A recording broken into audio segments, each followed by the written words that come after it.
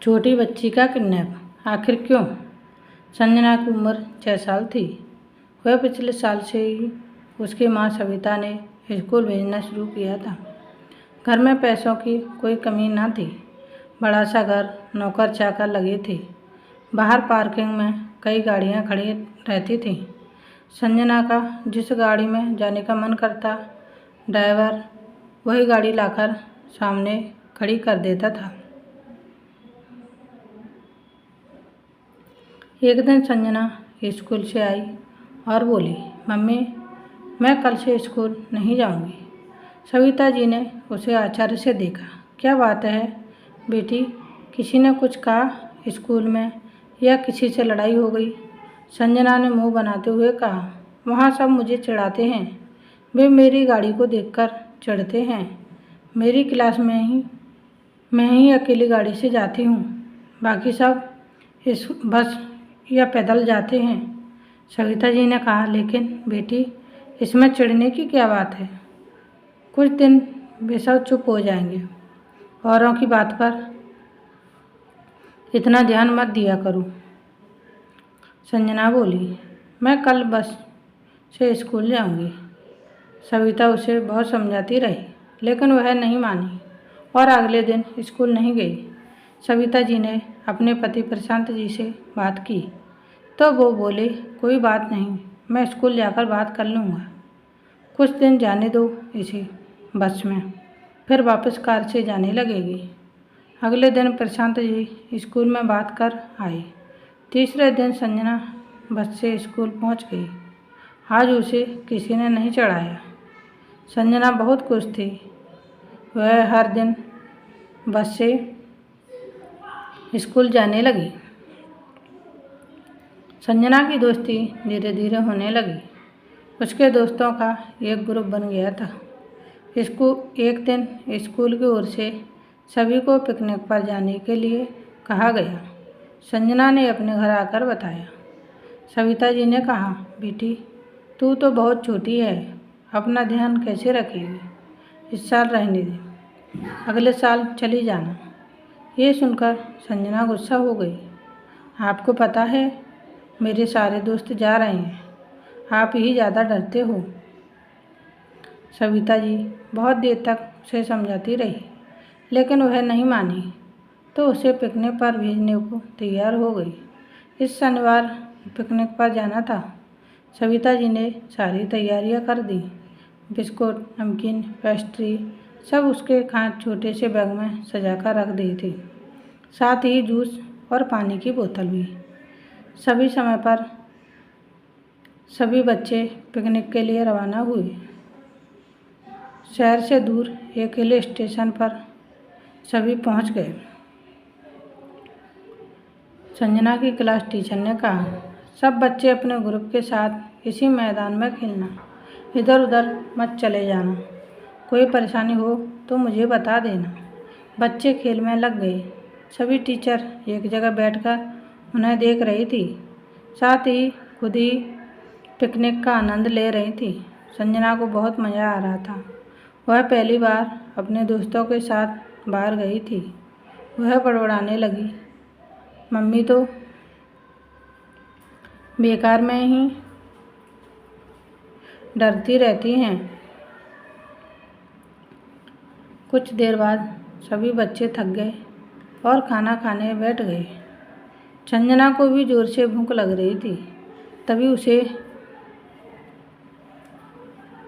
याद आया, ओहो, मैं तो अपना बैग बस में ही भूल आई। अब क्या होगा? टीचर को बोलूँगी तो गुस्सा करेंगे। ऐसा करती हूँ, खुद ही अपना बैग ले आती हूँ। वह टीचर की नज़रों से बचकर बस की ओर चल दी।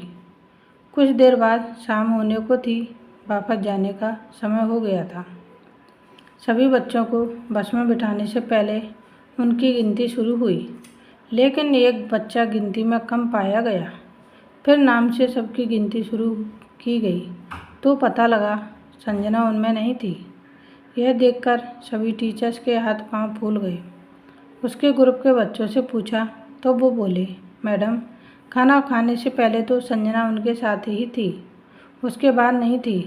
सभी बच्चों को बस में बिठाकर टीचर संजना को ढूंढने लगे।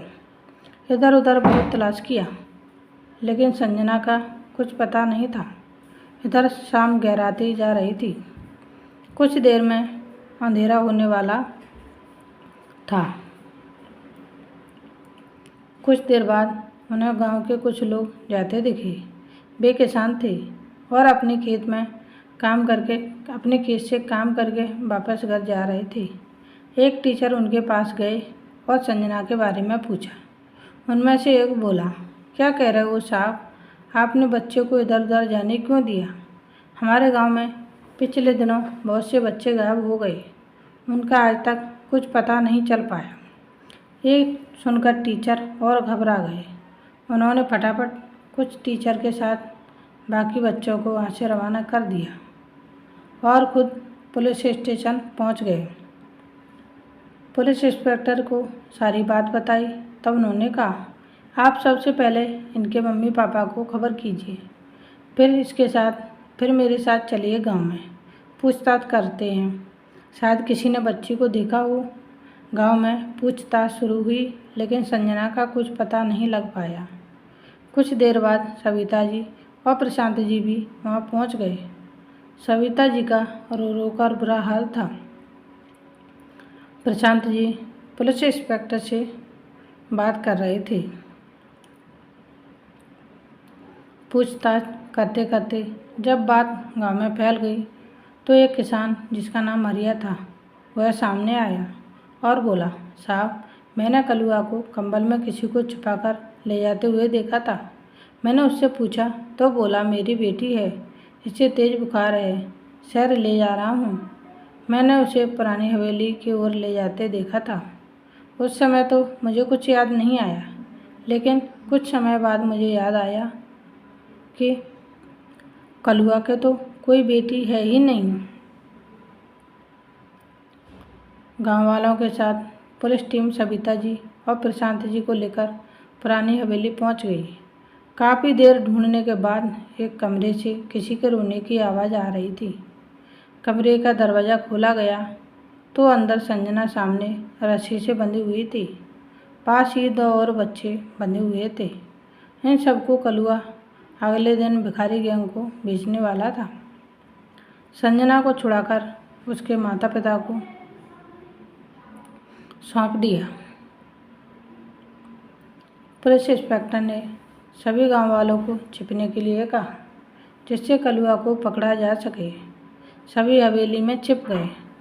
कुछ देर बाद कलुआ खाना लेकर आया। पुलिस इंस्पेक्टर ने उसे डर दबोचा। बाकी दोनों बच्चे उसी गांव के थे। उनके माँ बाप के पास पहुंचा दिया गया। संजना घर आ गई थी। वह बहुत डर गई थी। अगले दिन सविता ने पूछा तो उसने बताया, मम्मी, जब मैं बस में से अपना बैग लेकर वापस आ रही थी तब मुझे किसी ने पीछे से पकड़ लिया। उसने मेरा मुंह बंद कर दिया और वह जल्दी से पीछे से घूमकर इस हवेली में पहुंच गया। वहां मुझे बांध दिया। प्रशांत जी ने कहा, बेटा डरो मत, वह पकड़ा गया। तुम्हारे ही कारण और 2 बच्चे भी अपने माता पिता से मिल पाए। संजना कई दिन तक स्कूल नहीं गई। वह गुमसुम सी बैठी रहती थी।